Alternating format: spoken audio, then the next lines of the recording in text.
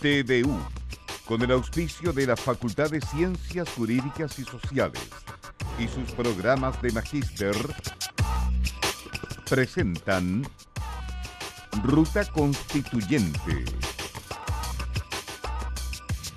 ¿Qué tal? ¿Cómo están ustedes? Sean muy bienvenidos a Ruta Constituyente, un programa que desarrollamos en cooperación desde TVU junto a la Facultad de Ciencias Jurídicas y Sociales de la Universidad de Concepción. Queremos sostener el debate, la conversación en torno a los temas que han movilizado a la ciudadanía y que sabemos van a seguir marcando la pauta este segundo semestre de 2020. No estamos en la Biblioteca Central, como sí grabamos el primer segmento de nuestra temporada. Estamos también adecuándonos a las circunstancias, telegrabando, pero manteniendo el contacto con los expertos de la universidad y contrastando todas las miradas que para usted son más que necesarias. En esta ocasión queremos hablar acerca de la situación de pueblos originarios, algo que constantemente está en las páginas de los diarios. Lo queremos abordar desde una mirada más sencilla, más didáctica, no desde la arista policial, desde lo punitivo, sino también mirando cómo encontramos un camino de salida y cuánto tiene que decir en esa solución la nueva Constitución.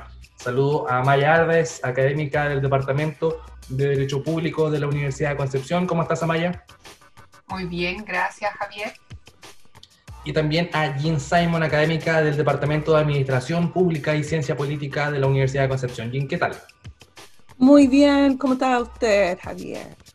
Un gusto saludarlas. Ambas son parte del grupo de investigación en derechos humanos y democracia de la Universidad de Concepción, así que tenemos también una mirada que está muy matizada precisamente por la situación de derechos humanos. Amaya, partamos entregando un contexto, no sé si te parece, de cuál es la situación actual de los pueblos originarios en nuestra Constitución y cuánto de eso tiene de problemático, cuánto de eso quizás nos ha llevado también a una situación de coyuntura conflictiva que no ha podido ser resuelta hasta ahora. Claro que sí.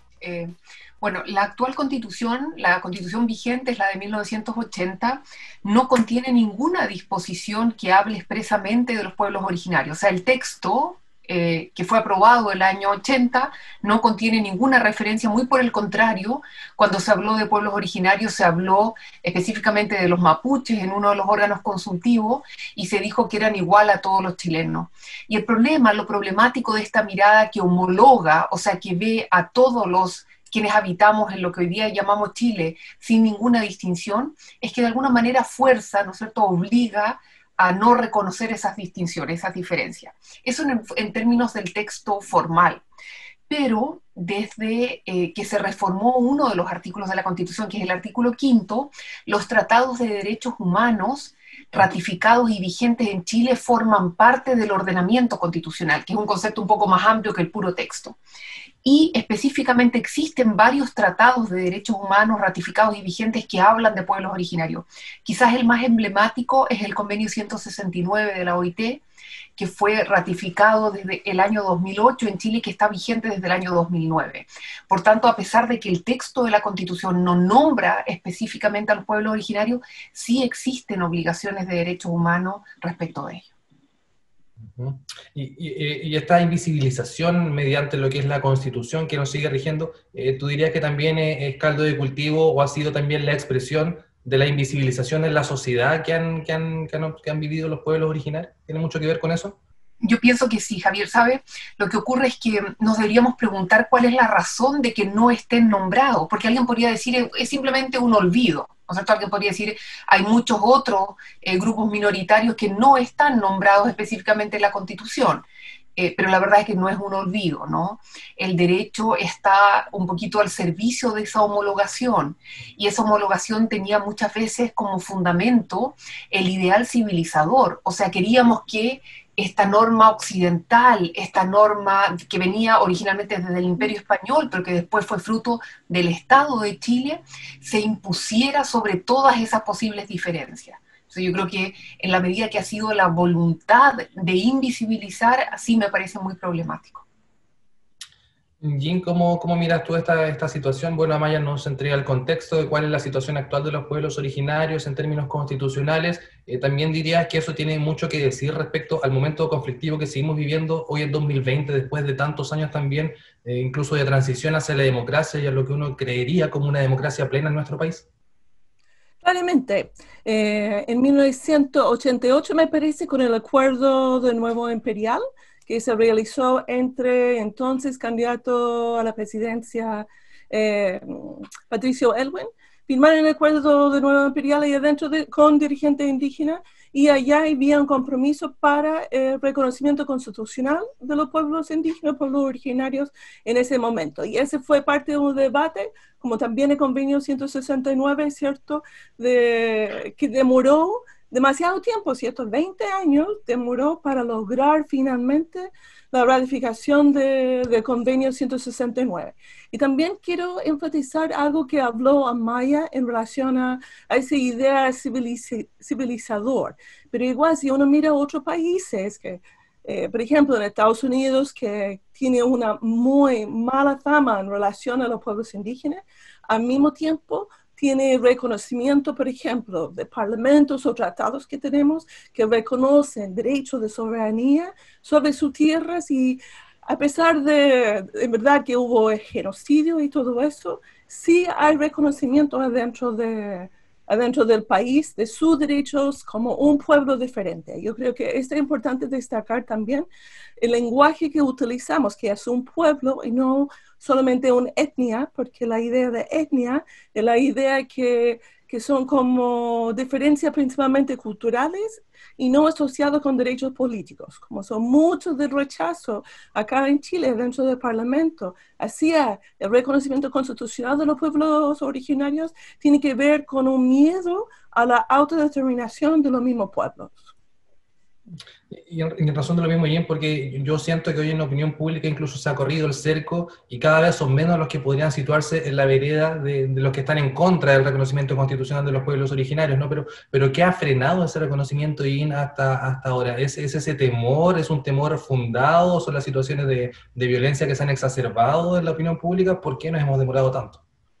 No sé, parcialmente tiene que ver con la opinión pública, pero yo diría que tiene que ver con parlamentarios y especialmente con la derecha. Hay estudios que se hicieron con los parlamentarios debe ser 2 años atrás, por el investigador Claudio Fuentes de la Universidad Diego Portales, y que muestra, según los partidos, la posición. Como sea, dentro de la UDI todavía hay un rechazo, hay la idea que tiene que ser una sola nación, y esa nación o ese pueblo es el pueblo chileno, ¿cierto? Que al final es una comunidad, nación imaginada, como todas las comunidades de cierta manera, y que se va como, mientras que uno va hacia la izquierda, hay mayor reconocimiento hacia los pueblos indígenas.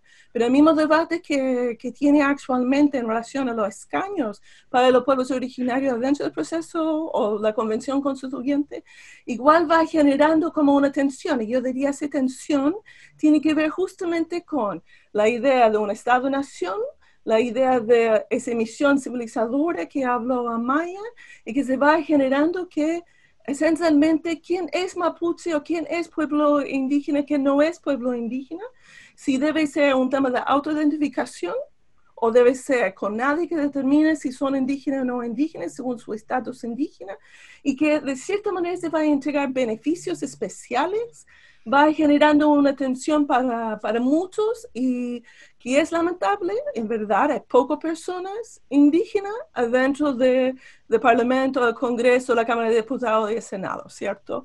Por eso hay un montón de tensiones que al final siguen siendo personas no indígenas o no de pueblos originarios que están tomando las decisiones en relación a su representación dentro del Estado chileno. Y uno va preguntando, ¿por qué uno no se siente identificado con las leyes que se va generando? Ese podría ser parte de la razón. Amaya, bueno, con seguridad quizás vas a querer recoger algunos de los elementos que menciona Jen, pero te quiero preguntar también por el tema de la autodeterminación, este concepto que a algunas personas les genera temor, pero que hemos visto en la experiencia internacional que también es una vía, es un camino posible, ¿no?, para afrontar el tema con los pueblos originarios y la sana convivencia entre las distintas naciones. ¿Qué entendemos por autodeterminación? Y por qué también es importante quizás empezar a mirar con fuerza y con aplicabilidad ese concepto en nuestro país. Claro que sí.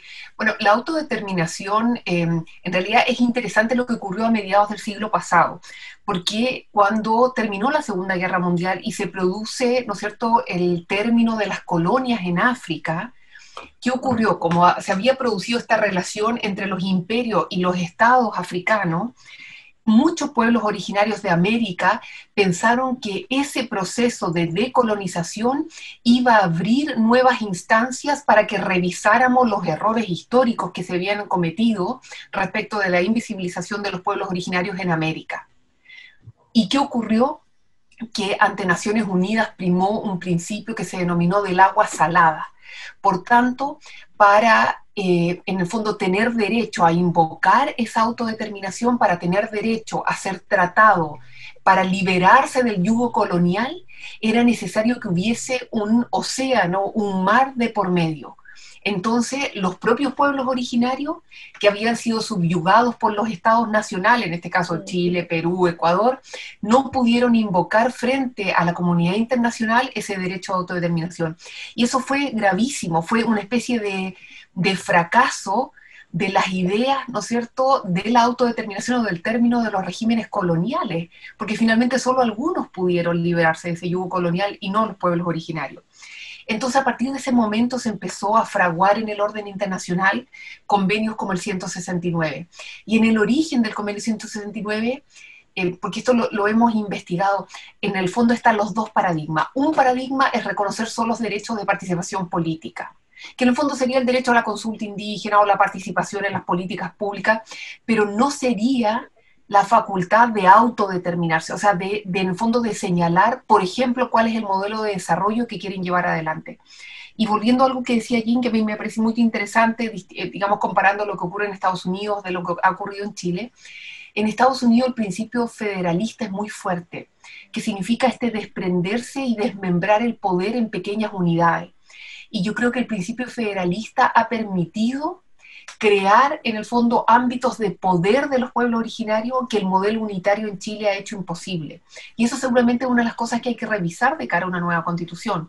El crear centros de impulsión política mucho más desmembrado que lo que tenemos hoy en día, que está todo centralizado y un Estado altamente unitario.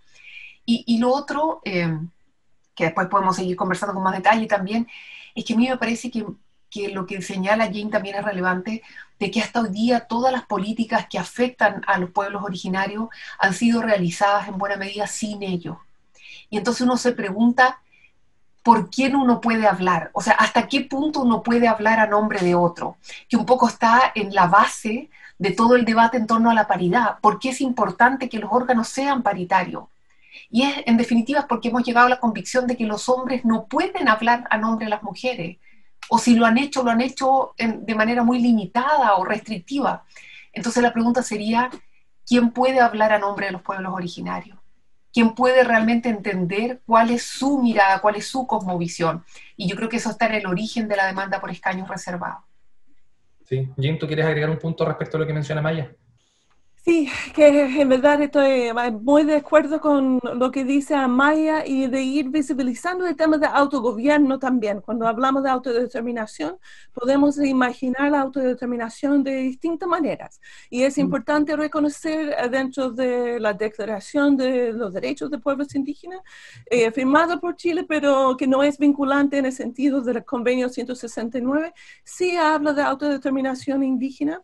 Y que esa autodeterminación no afecta la unidad del Estado, de cierta forma, como eso, o la frontera del Estado, como eso, porque una de las preocupaciones que generaba trabas para lograr la firma de distintos países fue justamente el miedo que iba a fragmentar en un montón de estados-nación, cada nación con su propio Estado, y íbamos a fragmentar.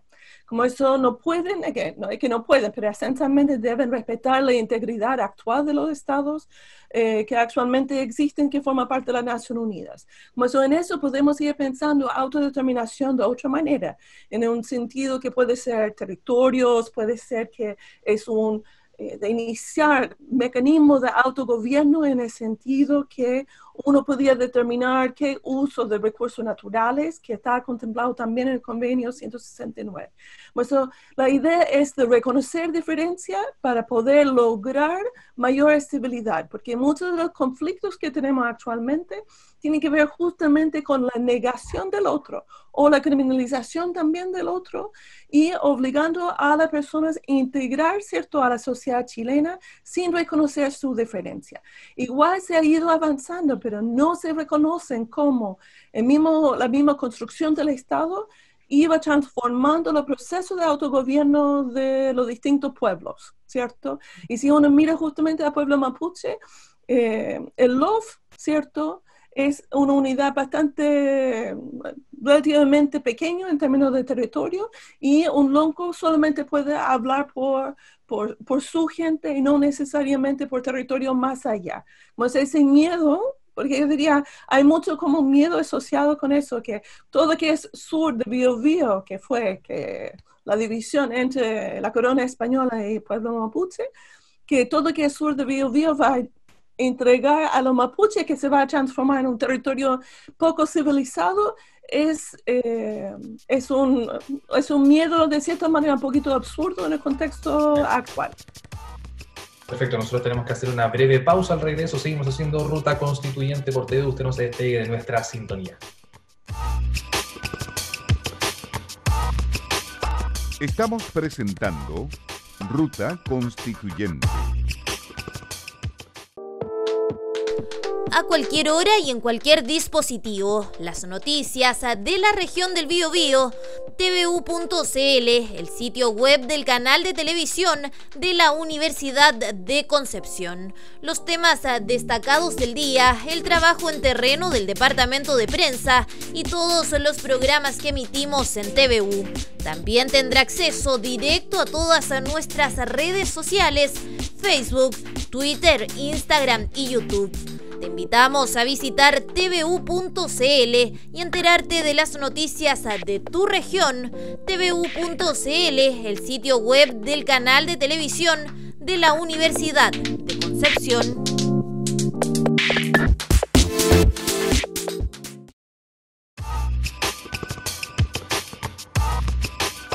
Estamos presentando Ruta Constituyente.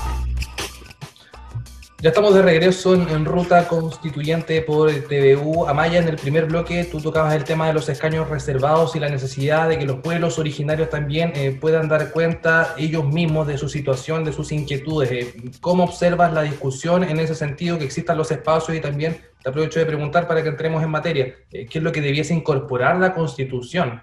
Lo esencial, lo elemental, y que hoy no está considerando. Sí.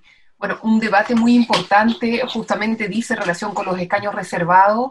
Es importante decir que ya fue aprobada la idea de legislar, o sea, partamos de la base que en principio debiera haber representación de pueblos originarios en el órgano constituyente, y ya a partir de agosto se comienza el debate de los contenidos o de los números, de un poco la modalidad bajo la cual van a ser esos escaños reservados. Hay varias posturas, no hay una sola, no es una sola la indicación, hay a lo menos 5 o 6 indicaciones, pero todo prevé que va a haber un debate bien interesante en el Congreso Nacional, en que estarían representados los 9 pueblos legalmente reconocidos en Chile. Eso también es importante porque el concepto jurídico es uno dice pueblos originarios, pero bajo esa nomenclatura común existen bastantes particularidades. El más numeroso es el mapuche, con cerca del 80%, pero existen otros 8 reconocidos y otros 2 pueblos como los changos y los Selknam, que están solicitando su reconocimiento en el Congreso Nacional. Y a eso habría que agregar que el año 2019 fueron reconocidos los afrodescendientes como pueblos tribales. Entonces, en definitiva, tenemos ya 12 minorías, tanto pueblos originarios como pueblos tribales, que están solicitando tener un reconocimiento en el órgano constituyente. Ahora, como señalaba, quien puede hablar a nombre de ellos son ellos mismos. Por tanto, yo te podría decir un poco los temas generales que pienso que debieran ser abordados o el modo en que me parecería que no sería correcto. Pero tampoco pienso que la Constitución es un texto que será redactado por expertos, o sea, que los expertos van a decir cuál es el contenido correcto. A mí me parece que aquí realmente hay una labor de debate y de deliberación ciudadana por delante. Entonces, sí te podría señalar que no me parece suficiente solo un artículo que dijera que Chile reconoce a los pueblos originarios y que ellos tienen mucha relevancia histórica cultural. Eso me parecería absolutamente insuficiente. A mí me parece que si vamos a avanzar hacia el reconocimiento por primera vez en una constitución de los 12 pueblos originarios y el pueblo tribal afrodescendiente, debemos también hacer una lectura que permee el resto de las normas. O sea, ¿dónde van a haber diferencias? Van a haber diferencias en derechos territoriales, en derechos que tienen que ver con la lengua, la cultura, la educación, la salud intercultural, y ¿por qué no? A lo mejor nos vamos a tener que replantear el modelo de desarrollo, porque evidentemente desde la cosmovisión de los pueblos originarios a lo mejor hay bastantes dificultades para entender, por ejemplo, el modelo actual de extracción de minerales o de desarrollo forestal, no sé, habrá que conversar. Yo creo que hay temas que tenemos que poner sobre la mesa y conversar desde una perspectiva de un pluralismo jurídico. Yo creo que ese es el gran desafío. Y te quiero consultar por lo mismo, en particular por el tema constitucional, de qué es lo que debiésemos incorporar, y también quisiera el tema, que tocara el tema quizás de la restauración de confianza, ¿no? Porque hay una situación de conflicto, de violencia, de abandono en muchas comunidades, y ahora las queremos invitar a participar, ¿no? de esta fiesta democrática, de los que históricamente han sido desechados. Entonces, ¿cómo también se logra esa suerte de participación? Cómo se genera también un órgano que sea representativo para los pueblos originarios y se avanza en un reconocimiento que quizás no sea ornamental, sencillamente folclórico, sino bueno, yo entiendo que la Constitución es una oportunidad también para disputar poder, ¿no? Para replantear las fórmulas de organización política. Entonces, ¿cómo también salimos de aquello que es superficial y entramos en una discusión en serio con los pueblos originarios? Bueno, uno yo diría primero reconociendo su voz, ¿cierto? Hay muchos abogados, expertos de distintos pueblos, ¿cierto? Que puede ir representando, poniendo posiciones. Yo recuerdo haciendo entrevista en un momento con un chico, era el hijo de una dirigente de Nuevo Imperial. Y una de las cosas que, como cuando hablaba de futuro, era justamente quería ser como diputado en el Parlamento porque percibía esa es la única manera de ir resolviendo los temas que va enfrentando, al menos su pueblo y el conflicto que existe. Y yo diría, ese se va en distintos lugares, ¿cierto? Hay un montón de personas que al final, igual como las mujeres quedan afuera muchas veces, más que muchas veces, también los pueblos indígenas quedan afuera, excepto en algunas circunstancias, donde lo poco al final va visibilizando aún más la falta de diversidad adentro del Congreso, adentro de la Convención Constituyente. Pero yo quiero volver un poquito más al tema de cómo debe estar dentro de la Constitución, de ir pensando en términos de descentralización. Cuando uno considera Chile, no solamente que uno tenemos los pueblos indígenas, pero la diversidad territorial que existe, me parece que tenemos que ir abriendo en la manera que pensamos nuestros territorios, la forma de gobernar. Hay una figura que se estableció con la ley indígena en 1993, que es Área de Desarrollo Indígena, que se han declarado en distintas partes a partir de los territorios ancestrales de distintos pueblos, ¿cierto? Pero al final esa misma figura no se ha utilizado bien por el Estado para ir generando desarrollo indígena. Como eso podemos ir pensando de transformar ese área de desarrollo indígena en espacios de autogobierno donde uno puede ir tomando decisiones en relación a los recursos naturales, yo diría especialmente en relación a agua, planteando distintas formas de ser y hasta ir pensando, ¿cierto? Su propio sistema de salud, su propio sistema educacional, su propio sistema también de jurisprudencia, ¿cierto? Que uno puede ir tomando decisiones. Ahora, quizás estoy muy influenciado por lo que existe en Estados Unidos, que tiene cierto derecho tribal, cierto derecho indígena, compatibilizados de cierta manera, igual intención, pero existe en relación también con el derecho, ¿cierto?, de Estados Unidos, igual como tenemos distintos estados que tienen distintos derechos también, como eso se va generando una democracia, yo diría, mucho más vibrante, donde la persona sí se siente parte de un país como un ciudadano o ciudadana igual y no como un ciudadano de segunda clase. Muchos de conflictos se va generando porque percibe que la justicia no solamente percibe, yo diría, la justicia muchas veces discriminan en contra de las personas indígenas solamente por ser indígenas. Y eso es que en verdad no tiene lugar dentro del siglo XXI. ¿Y hay agua en la piscina, Jim, para invitar a los pueblos originarios en este momento, en este 2020 tan convulso? ¿En qué sentido? No, ¿Sí? claro, agua en la piscina en el sentido de que, claro, porque se les va a hacer una invitación, pero históricamente ha existido un maltrato, un despojo. Entonces, ¿cómo se hace quizás para acelerar en pocos meses también un proceso de plebiscito, una posterior elección a una convención? También hay una dinámica con los partidos políticos que hay que ir resolviendo. ¿Cómo se hace? ¿Cómo llegamos quizás a ese punto, a ese escenario más ideal? Es que yo diría se va a ir desde distintos puntos de vista, ¿cierto? Domingo Namancura, que este partido seguramente va a querer participar. Hay bastantes académicos en distintas universidades, ¿cierto?, que han trabajado el tema de estudios interculturales desde distintos ángulos, ¿cierto?, también podían participar. Es que yo diría, no, es como el tema de invitar a mujeres, ¿cierto?, a panel de expertos muchas veces. Es porque estamos tan programados de mirar solamente a los hombres blancos como que tienen que estar participando, no visibilizamos todo el talento que está afuera y ese va restando la posibilidad de desarrollo en el país. Como eso, yo diría que una vez que se fije no va a ser tan difícil, y quiero tomar la palabra de Salvador Mieleo, profesor de Derecho de la Chile, que dijo: el verdadero proceso de diálogo que podía ir resolviendo los temas va a ser el proceso constituyente, porque allá en verdad la cosa no va a ser solamente una promesa, un acuerdo que no se va cumpliendo, sino van a poner, ¿cierto?, adentro de la Constitución, y por eso tiene que tener escaños reservados para poder generar una discusión que en verdad es respetuosa entre culturas, entre pueblos. ¿Amaya? Sí, yo pienso que siempre ha habido agua en la piscina.